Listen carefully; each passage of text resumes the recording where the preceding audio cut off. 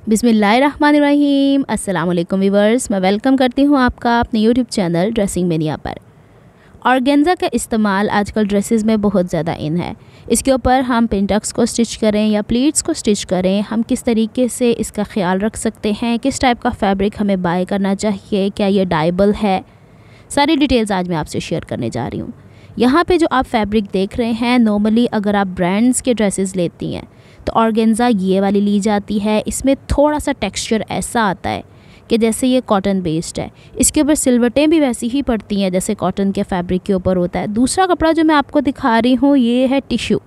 इन दोनों का डिफरेंस आपको नुमाया नज़र आ गया कि जो वाइट कलर का फैब्रिक है वो डल है, उसमें शाइन तो है लेकिन उसके अंदर इतनी शदीद वाली शाइन नहीं है जो आपको ब्लू कलर के फैब्रिक में नज़र आ रही है। अब जो टिश्यू फैब्रिक होता है वो क्वालिटी वाइज उसका फ़ाइबर जो होता है वो हल्का भी होता है। इसको अगर हम आयरन करने लगते हैं तो ये आयरन की मदद से जल भी जाता है। तो अक्सर बहनें ऑर्गेन्जा के नाम पे धोखा ले लेती हैं और बाद में ये टिश्यू वाला फैब्रिक ला के इसे जब स्टिच करती हैं तो आयरन उसको कहीं ना कहीं पकड़ लेती है, क्योंकि जितना नफीस और माहीन फैब्रिक होता है उस हिसाब से उसके ऊपर जो हम आयरन चलाते हैं वो भी उतनी ही कम हीट की होती है। जैसे कि देखिए मुझसे भी जल गया।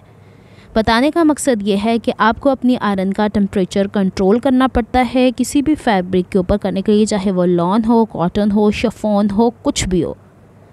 तो दूसरी चीज़ जो मैंने आपको बताई है, आप लोगों ने ये शाइन वाला फैब्रिक नहीं लेना।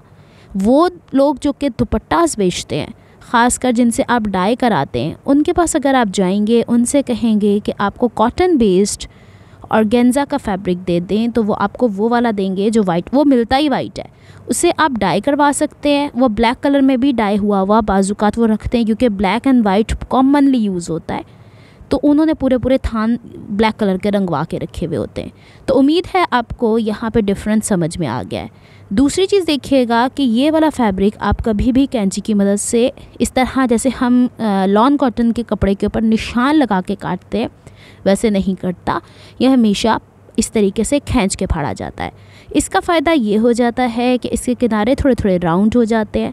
अच्छा, यहाँ पे ये फैब्रिक की एक और अच्छी बात ये है कि इसमें ऐसी थोड़ी सी लॉन कॉटन की तरह की ग्रिप है, यानी इसका धागा जो ताना बाना है वो थोड़ा अच्छा सॉलिड सा बना हुआ है।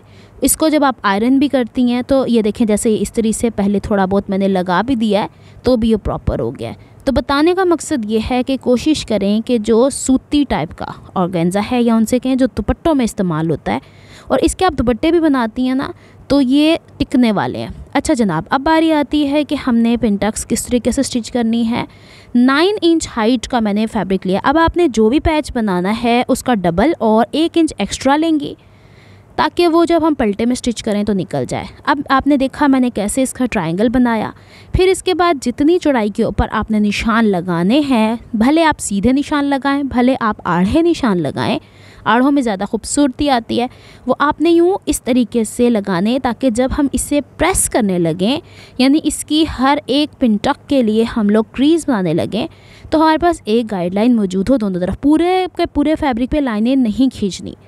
अच्छा, जितना डेलिकेट फैब्रिक होता है उतनी उसके अंदर स्ट्रेचिंग पावर ज़्यादा हो जाती है। जैसे कि देखें लॉन कॉटन में ये चीज़ कम हो जाती है। तो बस यही इतना सा फ़र्क है। बस आपने इसे खींच के आयरन नहीं करना। अगर आप इसकी क्रीज़ अच्छे से बना लेती हैं तो आराम से आप इसे सी भी सकती हैं। अच्छा, सीते हुए भी थोड़ा बहुत खिंचाव पड़ेगा, बल्कि बहुत ही ज़्यादा खिंचाव पड़ेगा।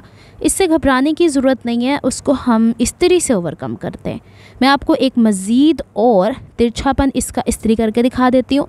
कोने पे इस्त्री रखेंगे, इस्त्री बहुत ज़्यादा गर्म नहीं करनी है, और दूसरी तरफ से हाथ से जो हमने निशान दोनों तरफ कॉर्नर पे लगाने हैं वो लगाए हैं, उससे आप इसे बैलेंस करते चले जाएंगे। आसान सा तरीका है। कोशिश करें हवा में बैठ के ये काम ना करें, पंखा बंद कर लें। बार बार इंसान जो होता है ना वो इरिटेट होता है। अब ये पूरा ओवरऑल मैंने जितना अर्ज था, अमूमन जो हमारे पास ऑर्गेन्जा का फैब्रिक आता है वो 40 इंच चौड़ा आता है।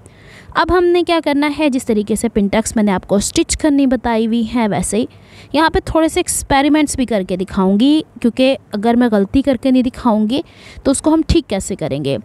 बाज़-औक़ात हम लोग ये भी देखते हैं कि पिनटक्स को स्टिच करते हुए क्योंकि उरेब कपड़ा है तो हम डर जाते हैं। हम क्या करते हैं, बैक के ऊपर जो पाँव है उसके पास हाथ रख लेते हैं कि भाई इससे ये हो जाएगा कि बहुत ज़्यादा जो स्ट्रेच होता है फैब्रिक वो नहीं होगा।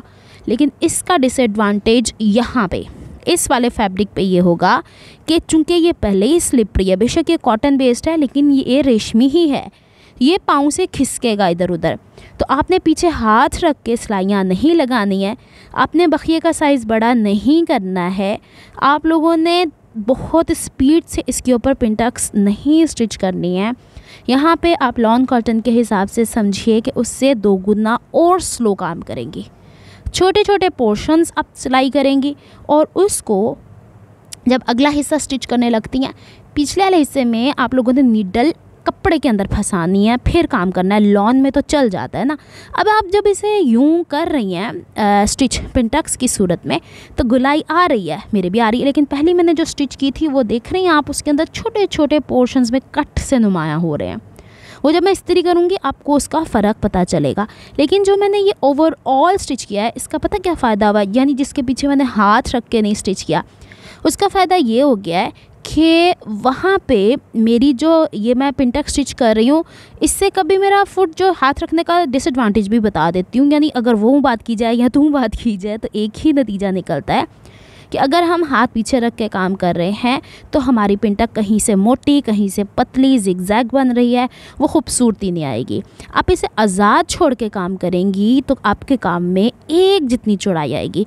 क्योंकि मैंने ऑर्गेन्जा के स्टिच्ड फैब्रिक ड्रेसेस ओवरऑल लिए हैं, उसमें भी बाकमाल टाइप के जो टेलर्स हैं ना, उनसे भी मैंने देखा है कि कहीं ना कहीं जो है ना जल्दबाजी में वो हो जाता है, इधर उधर निकल जाता है। तो ये मैंने ओवरऑल सारा स्टिच कर लिया था। बाकी सारी जो मैंने पिंटक्स यहाँ पे स्टिच की हैं, मैंने कोई हाथ पीछे नहीं रखा, मैंने एज इट इज़ जैसे वो बनती गई। बस एक चीज़ का ख्याल रखना है कि अपने हाथों से मैंने ऑर्गेन्जा को नहीं खींचा है, जो खिंचान पड़ी है वो फुट की वजह से पड़ी है। अब भी हम उसको निकाल देते हैं, अभी आपको समझा देते हैं कि इसे किस तरीके से हम लोगों ने बैलेंस करना है। यहाँ पे आपको ये कर्व नज़र आ रहे हैं, आएंगे, क्योंकि हम रेप की सिलाई लगा रहे हैं, तो डरते तो हम किसी चीज़ से नहीं है, हमें तो काम परफेक्ट चाहिए।